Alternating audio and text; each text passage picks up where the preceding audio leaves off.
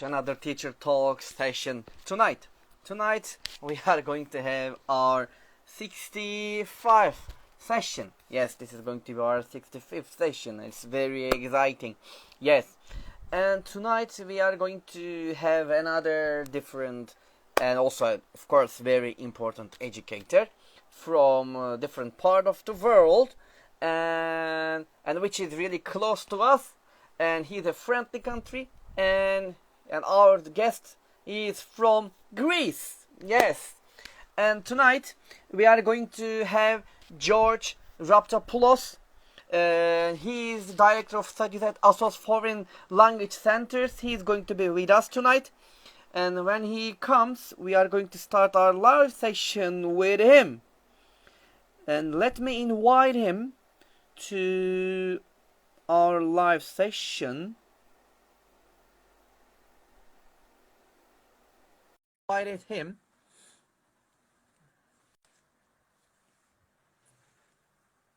Yes, I'm sure that it's going to be a very interesting session. Yes, with George. Good evening. Hello. Good evening, Hello. George. Hello. It's great to see you. Great to see you too. Can you hear me clearly? Absolutely. Wonderful. Before starting our live sessions, I would like to say thank you to accept my invitation for Teacher Talks. It's a really great honor to have you in this live session, Mr. Raptopoulos.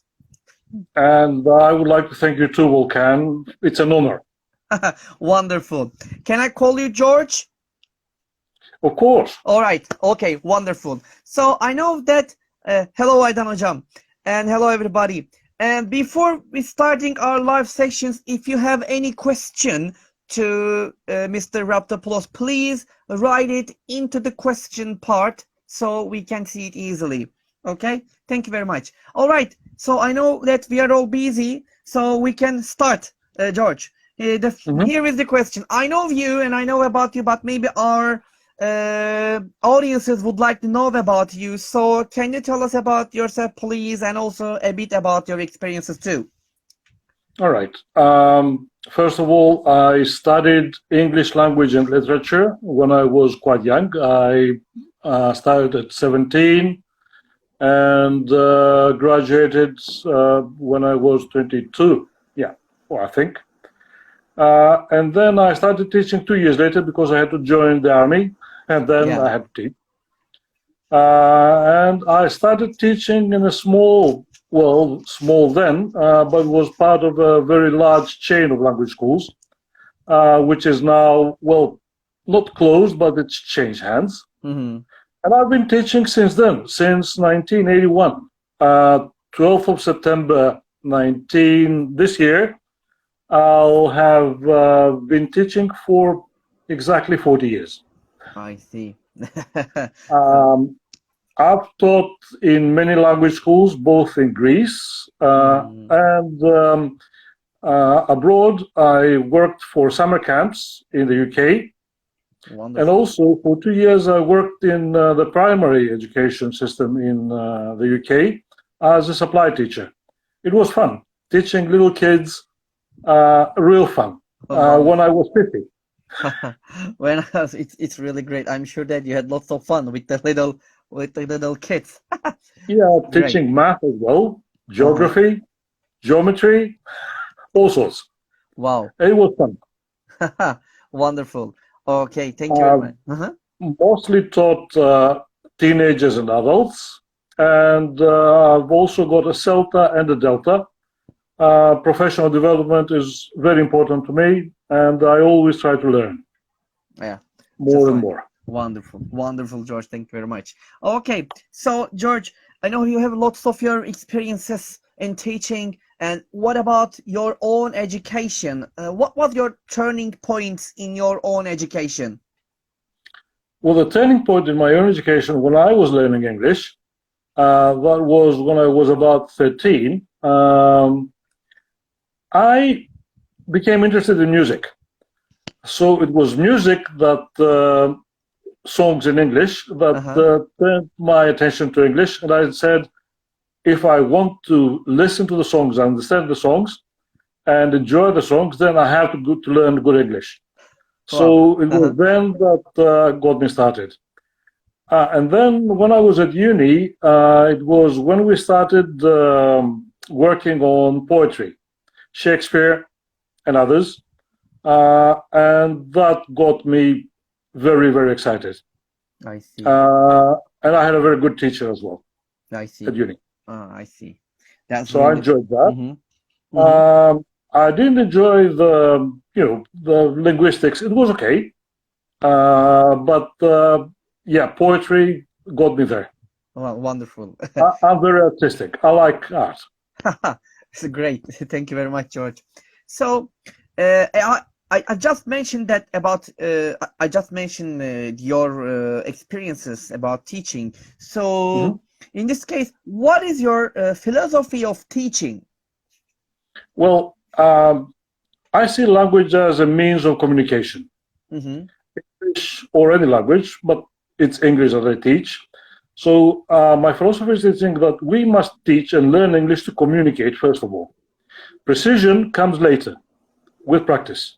So English and any kind of language is a means of communication. We need to learn it to communicate with people who speak that language. So my philosophy of teaching is teach people to communicate in the language. Speak first, then write. And of course, through speaking and writing, it will be easier for them to read and to listen. But first of all, listen, speak, then read, and then write. I see. I see. Thank you very much, George. Thank you.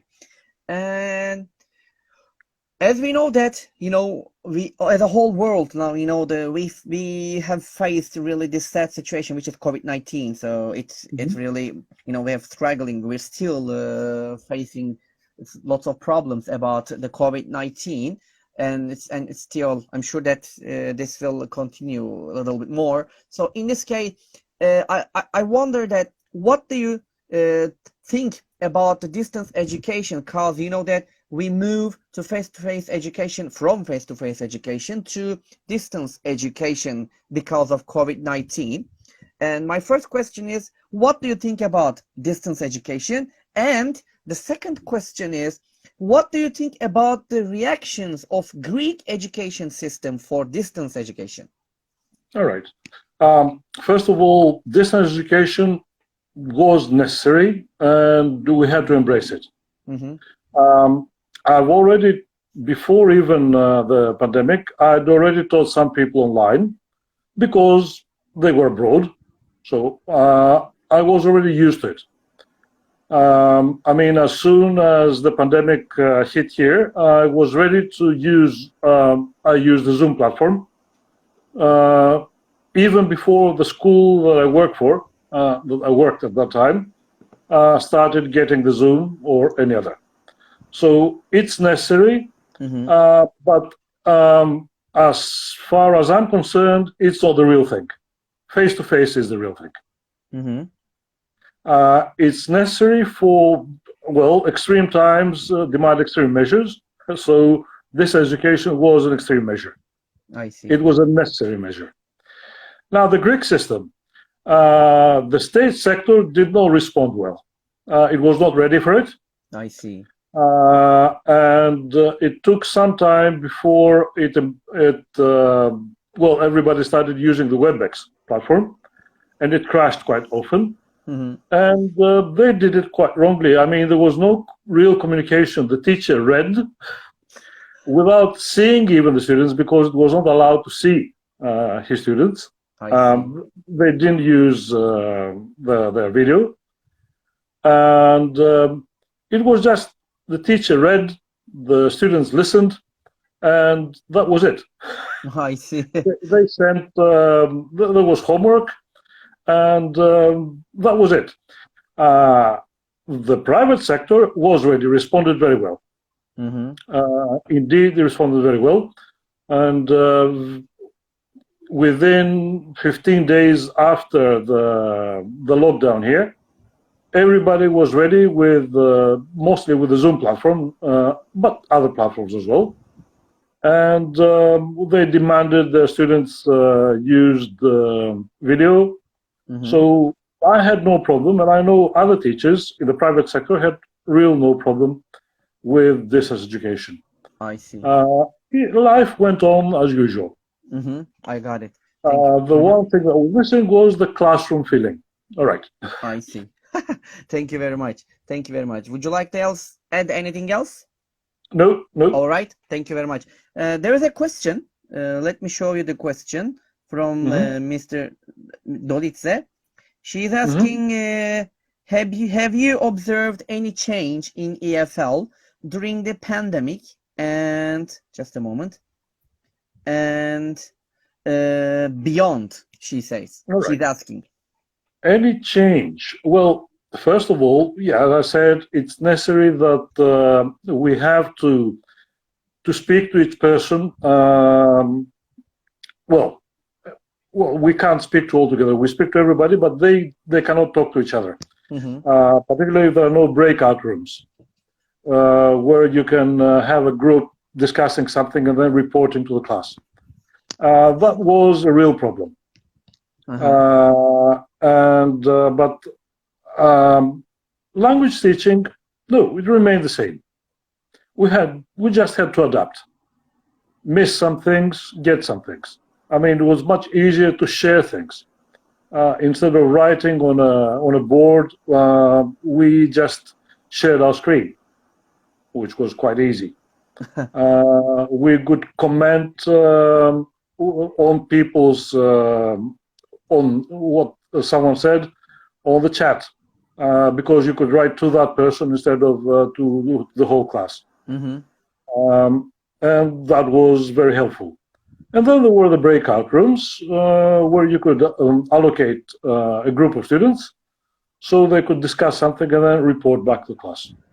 Yeah. For those that actually used, and because not everybody paid to get breakout rooms. I see. I got it. Thank you very much, George, for the answer. And Mrs. Dolitze also, she is thanking you about your answer. Thank you. Oh, and we talk about the distance educations, but my next question is also related with distance educations. Is online learning or distance education suitable for everyone? Definitely not. I mean, there are children with special needs. They need the teacher near them. And so definitely it's not suitable for children with special needs. Learning needs. And of course, it's not for people who do not have access to the internet, and some people don't. I mean, even in countries which are frontline in technology, there are people who don't have access to the internet. I see. Although they used distance learning before, I mean, in places like Australia, people who were in remote areas used distance learning before. Still, not everybody has good access to the web. Yes. So, yeah, it's not suitable for everyone. No. I see. All right. Thank you very much, George, about it. And I know that you are working at Foreign Language Center, the ASSOS, in Greek. So in Greece. So can you tell us about ASSOS Foreign Language Center a little bit? What kind of what kind of center is it? First of all, there are two schools, two branches, not far from each other. It's for adults only, 18 over. And we teach practically everything, from business English to English for exams, to GMAT, GRE, TEFL, IELTS, you name it. Wow. Even conversation classes. And it's very active, it's very successful. It's not a new school. It's been in Thessaloniki, in the place in my town, for more than 20 years. Yeah. And we teach other languages as well, even Turkish.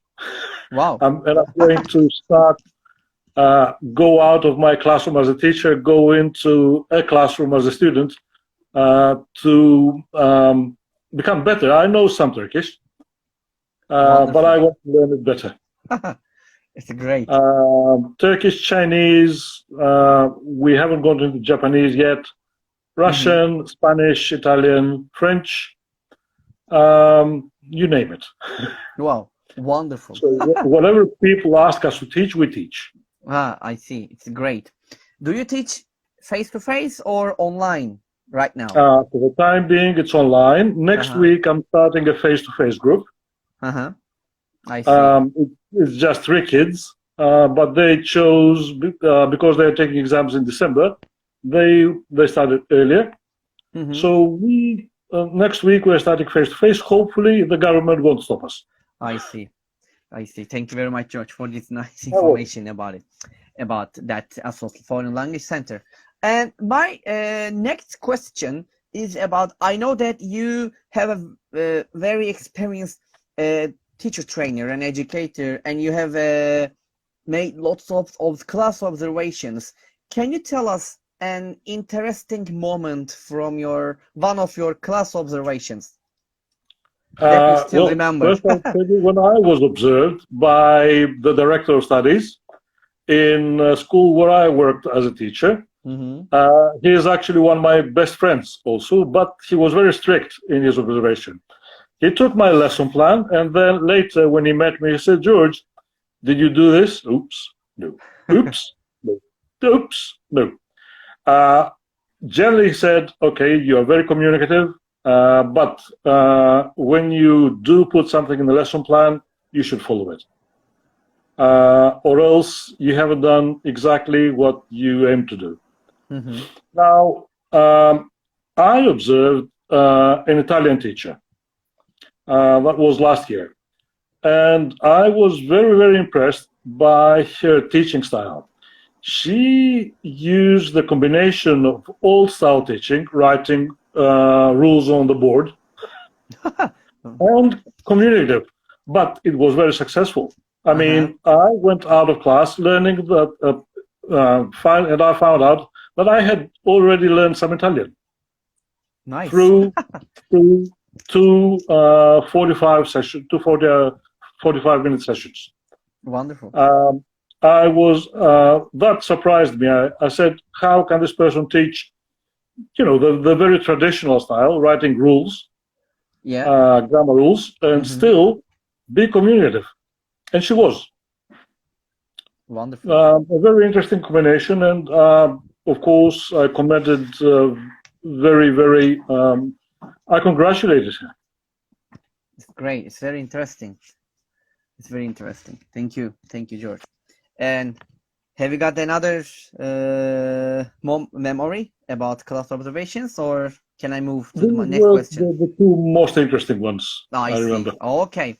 So my next question is also related with these observations and your teaching. Have you ever faced a very difficult student to teach or teacher to train? What happened and what was your reaction? First of all, I've never had, some people have told me that there are difficult students. No, it's the teacher who is responsible. There are no difficult students. You just have to find the button, how to approach them. Once you find how to approach them, and it's establishing rapport, that's the key. Once you got how to approach them, I've had some people who tried to be difficult, and they became the best students. Very simply because I went, I adapted myself to them rather than expecting them to adapt to me. And that's what I advise new teachers. I see. Not to expect students to adapt to them, but to that they adapt to their teachers, to their students, their learners. I find teachers much more difficult. They have established ideas. I mean, we learned this at university, but that was, 20 years ago. Things have changed. Definitely.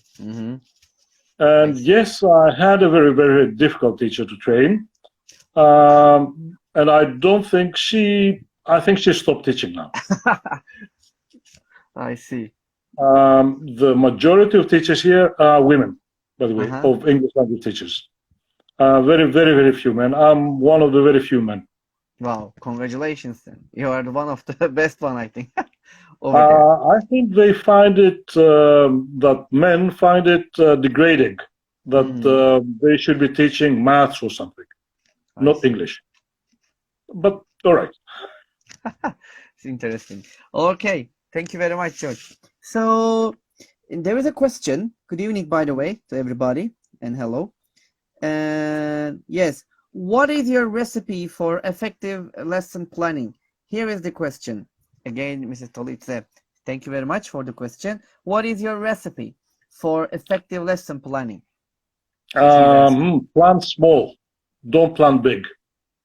Plan for the basics, and then as you go on planning, because all right, but first plan for the basics, and don't try to do too much in one lesson. Try to do a few things in every lesson, but do them everything successfully. I see. I see.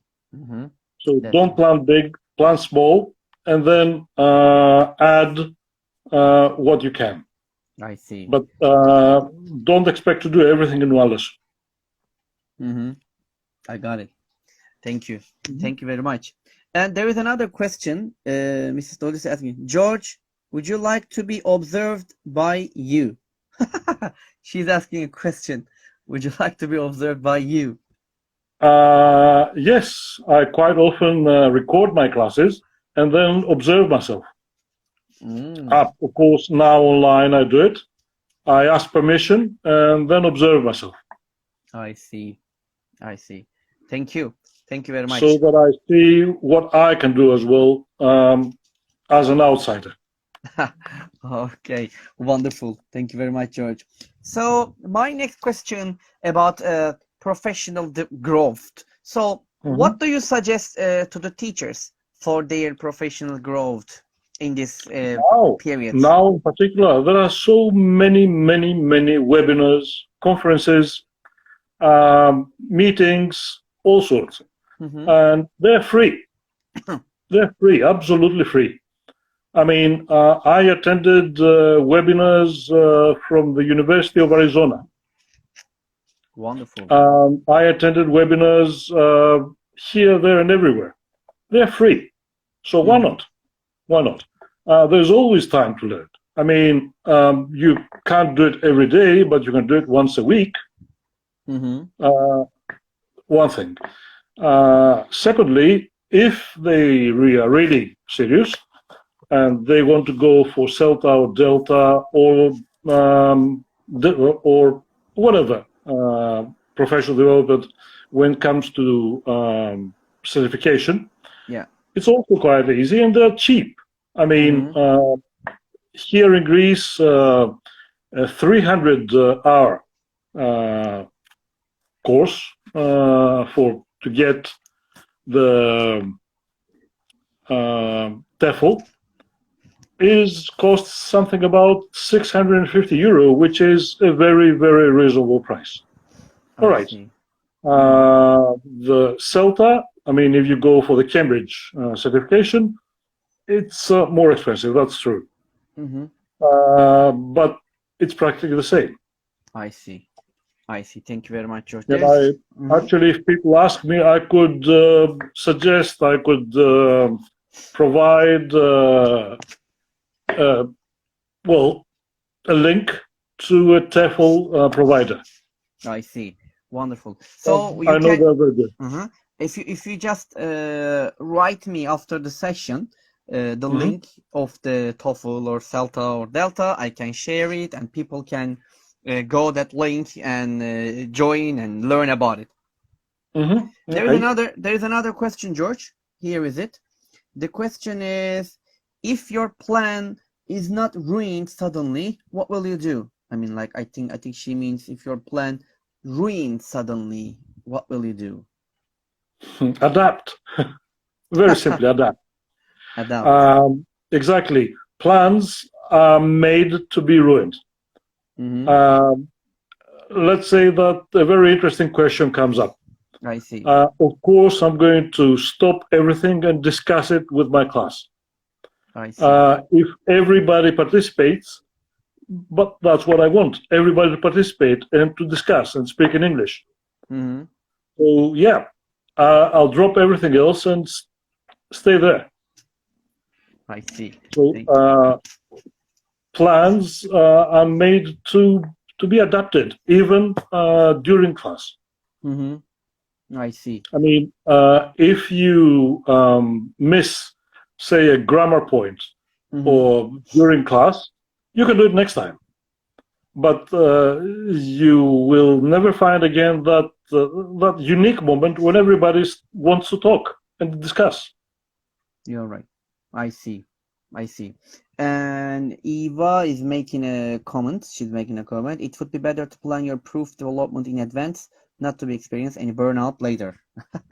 Yeah, maybe you're right. Of course, of course. Of course. You need to work on your development as a teacher with time ahead.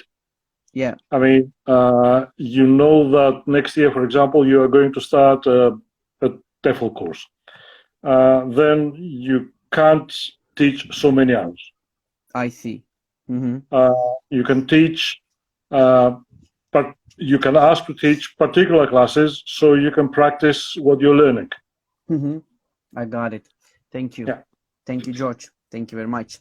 So, as we know that, you know, the schools are going to open in 2 weeks. Maybe next week, some countries will open the schools next week, and others in 2 weeks. In this case, and the teachers and the schools are going to choose a course book for their students and for their schools. And what are your criteria for choosing a effective or useful course book for the students or the class or the school? One, it must be what I call a communicative book. Its focus should be on communication, speaking, writing. Yeah, okay, also reading and listening, but it shouldn't be exam oriented. It should aim at teaching the language rather than examining it. We don't teach for exams, we teach English. Exams just prove that you've learned your English. If you're good at English, you can pass any exam. It's as simple as this. Yes, please, yes. All right. So, that's the criteria. Secondly, one other criterion that for me, is important is there are not too many books and not too much coursework. I mean, you can't have so many hours and so many units to teach. I see. So, yeah, when we choose course books, we choose very, very carefully. And of course, we must trust the providers. I mean, they must be established houses, publishing houses that we know and we've seen their work. I mean, I won't name names. I don't want to advertise anyone, but they must be established. I see. Okay. Thank you very much. Would you like to add anything else, or that's all? No. That's all. Okay. There are 2 questions, by the way, George. Let me look. Yes, here is the first one. Do you use authentic materials often, and which is your favorite one? Authentic materials must be taught. As I said, I love literature, so quite often I use poetry. I can give you an example. I gave my students, I can't remember the title now, the name now, a poem by Hungarian poet. It's called Open the Door. A wonderful poem. And first I read some very interesting poems by little children, 9 to 10-year-olds, who wrote their own poems, but the new title was The Open Door. I see. And then I gave my students the same poem. And I told them, now write yours. And trust me, the poems they wrote, and I had one today, were absolutely wonderful and excellent English. Wonderful. Excellent. Wonderful. And that's also when you see their poems, and you also become really happy what they create over there. If you encourage creativity in students, then they will definitely enjoy it, because they bring out the best out of themselves, the best. I see. All right. So there's another question. So let me. Here is it. Which book do you recommend for young learners aged 7 and 9? And by the way, if you want to say the book name of the book, you can say it. That's not a problem. Okay, it's the I Discover series by Cengage, by National Geographic. It's a very good book. Yeah. It is a very good book. Wonderful. Thank you very much. Thank you very much. And another question from there. Here is it. And how can engage young learners? Give them play. Yeah, they like Give play. them games. Give them activities. Help them. Allow them to be active. Allow them to be creative. That's the simplest way. If you just give them blah blah and rules and exercises, they get bored. They don't like learning. They don't like you, and you discourage them. So give them activities. Gamification, since perhaps we're going to talk about it, turning everything into a game is one of the best ways to engage young students. All students, but particularly the young ones. I see. All right. Thank you very much, George. Thank you very much for your answers. All right. My next question is about the challenging issues in language education. And what do you think is the what's that? Tayabi? Are you still teaching boys only? What's that? No. Okay. And sorry, that question is someone else. Sorry, George, that's not for you. Right. She asked another one. All right. So what do you think is the most challenging issue in language education today? The most challenging issue is that everything, or at least in Greece, because I can talk about Greece, is exam oriented. Most people want certificates either to prove to an employer that they can speak English, write English, etc., or to become members of, to become civil servants, or to do postgraduate degrees because they need a certification, the IELTS, TOEFL, GMAT. I think the most challenging thing and perhaps the most discouraging thing is that everything is exam oriented. I see. Or almost everything. There are very, very few students who want to actually learn English for the sake of it. I see. They want to, how can I put it? They want to pass English. Another challenging issue, at least in Greece, is the age of the students. I mean, people who take the Cambridge exams, the B2 exam at age 12 is wrong. I see. They are not mature enough to write and to speak about the complex issues that are demanded. And if you ask them to take the proficiency exam, the C2 exam, age 15, I'm sorry, they're not ready. They're definitely not ready. Very few are, but the majority aren't. I see.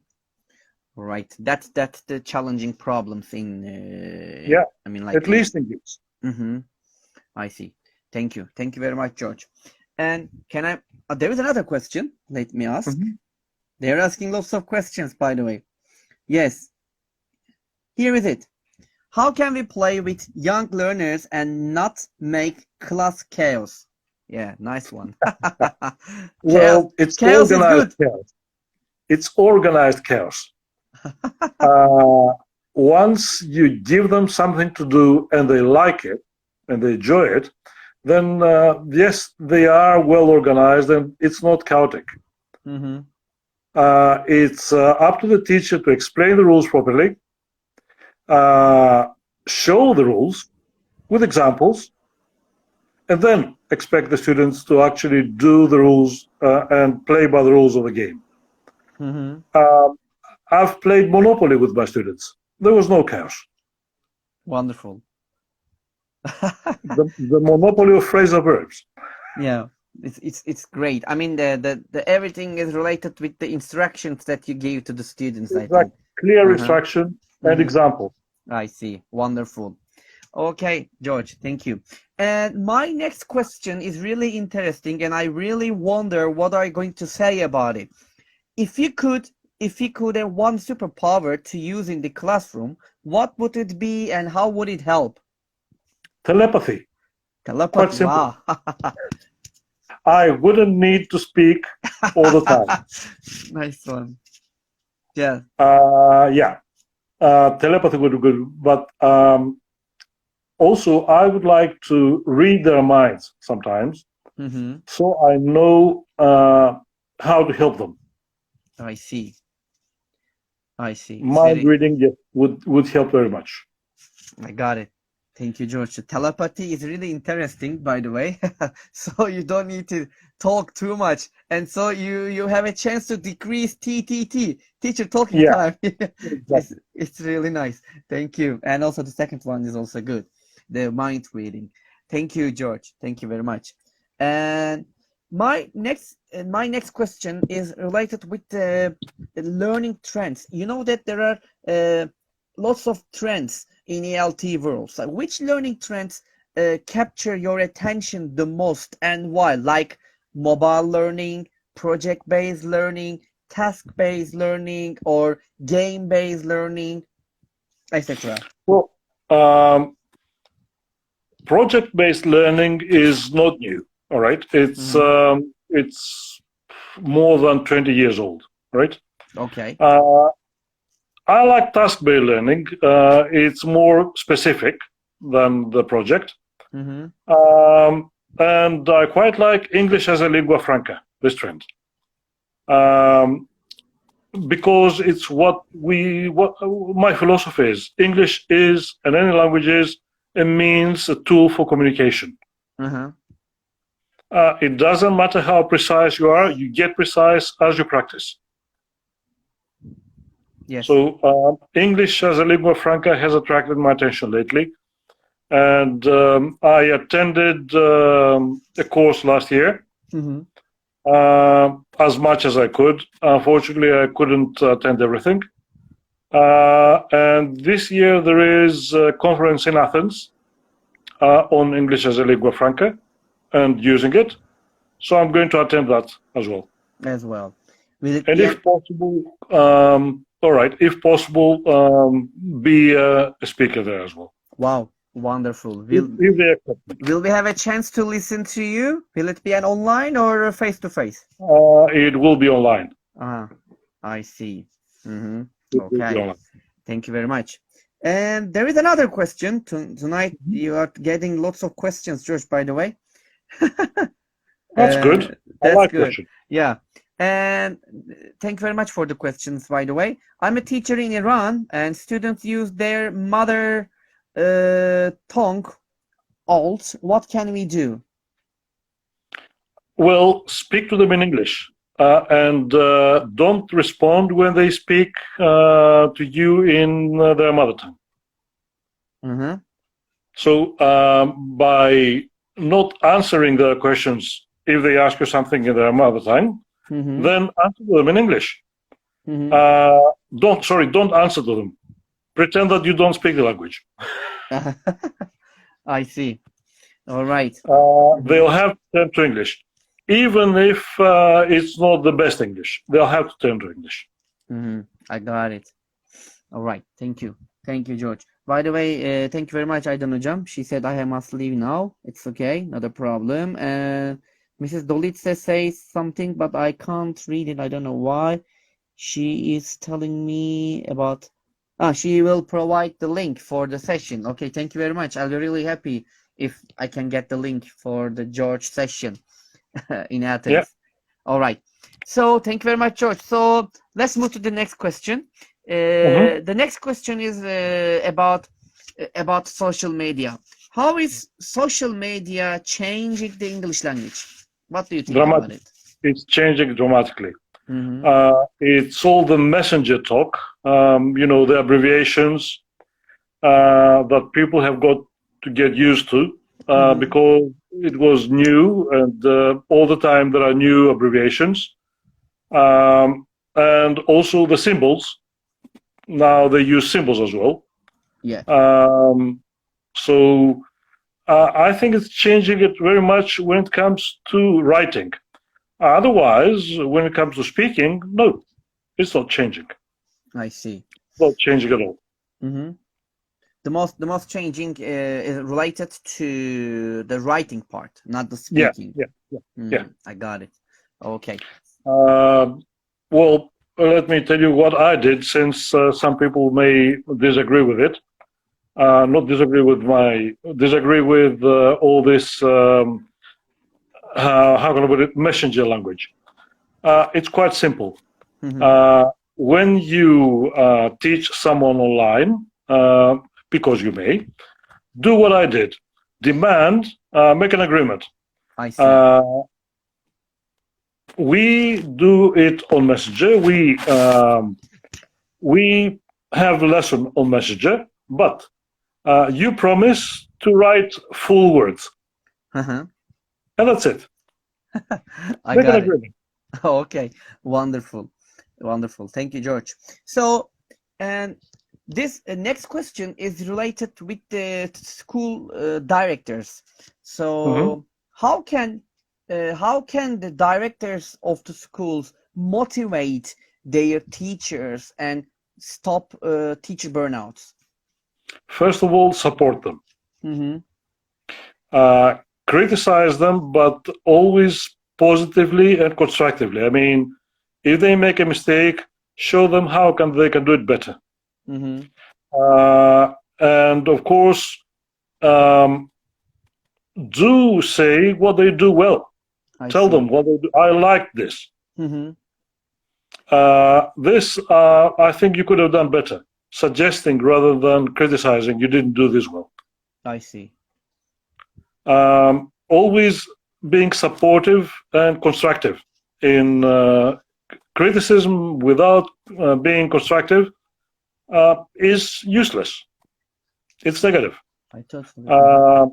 And of course, give them incentives. Mm-hmm.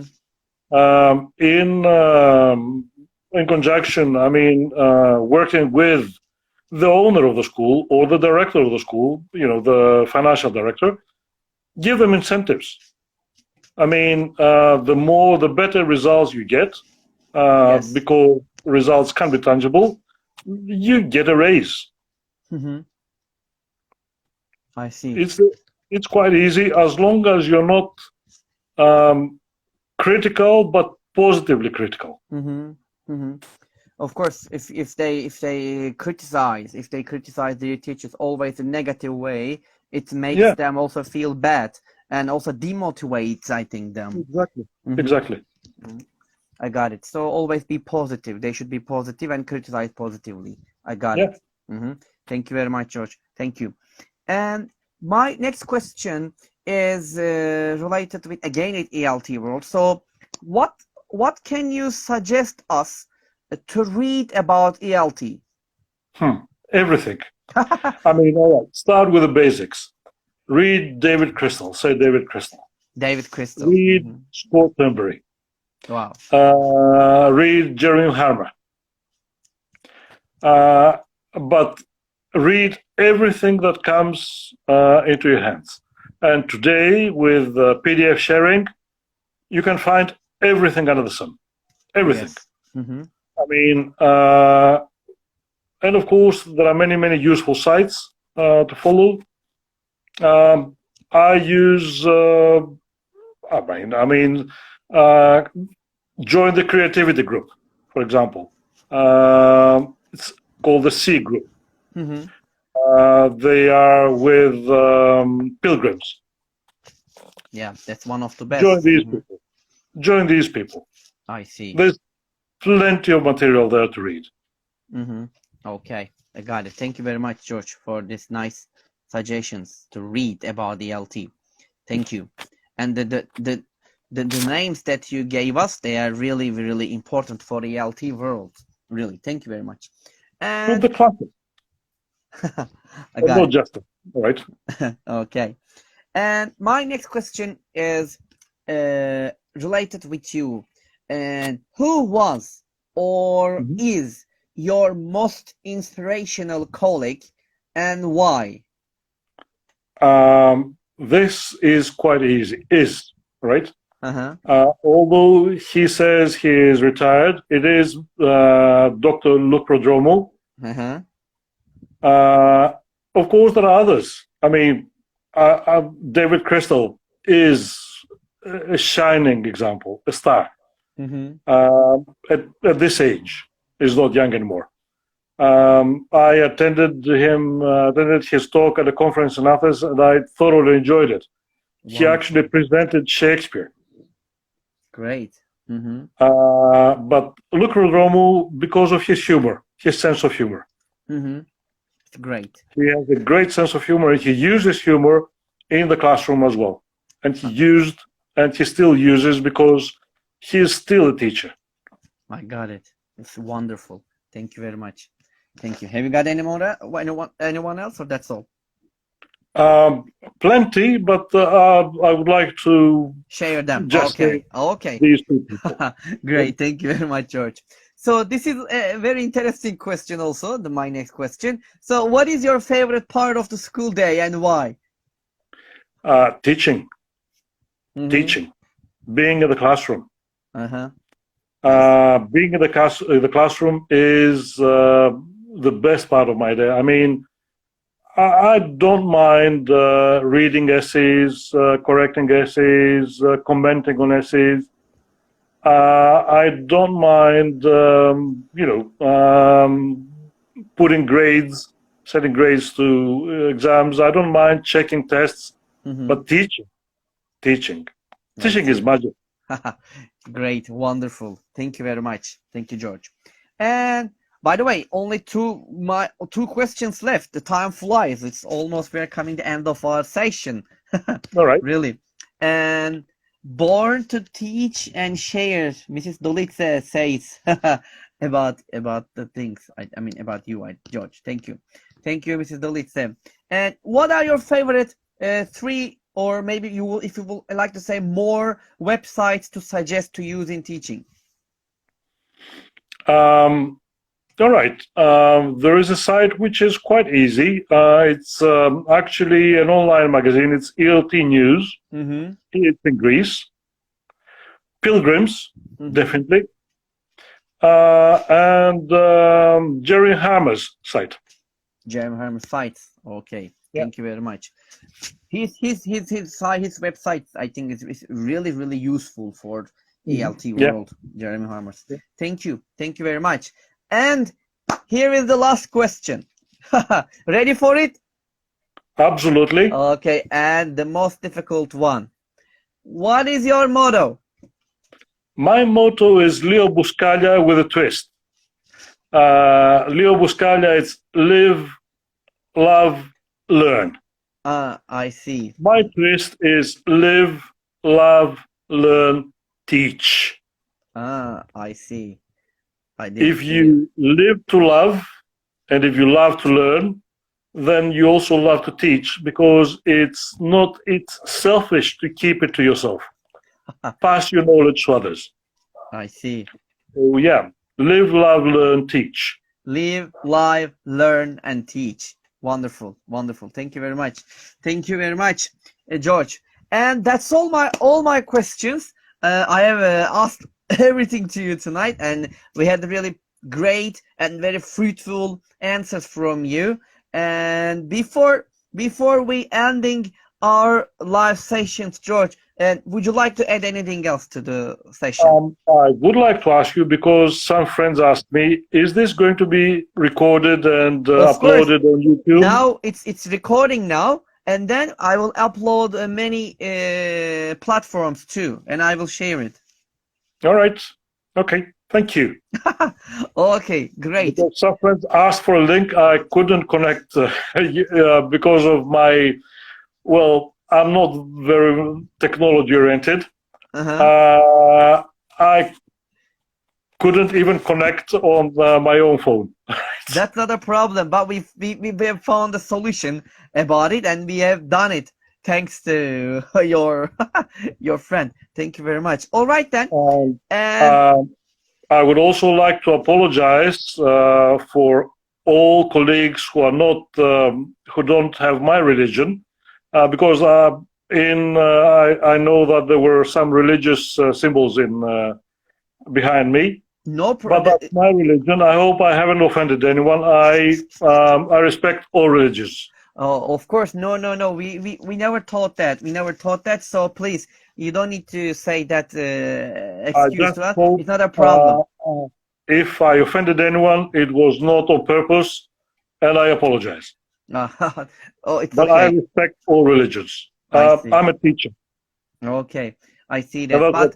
But we didn't think that. Just you can relax and you can really comfortable about it. We didn't think that. Okay, thank you very much again.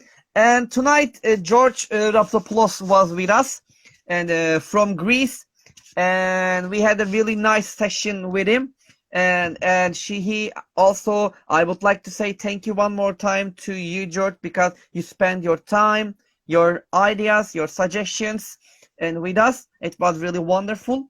That's all from Teacher Talks tonight, and we will see each other next week at the same time on the same day. As you know that the Teacher Talks is same time and same day. So we will see each other next week again.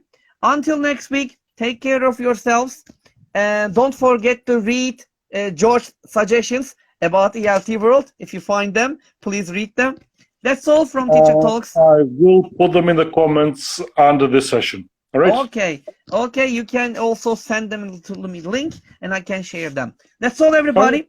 Take care of yourselves, and goodbye, good evening, good afternoon, wherever you are. Until next time, take care of yourself, and peace. Bye-bye. See you. Bye, everybody. Bye.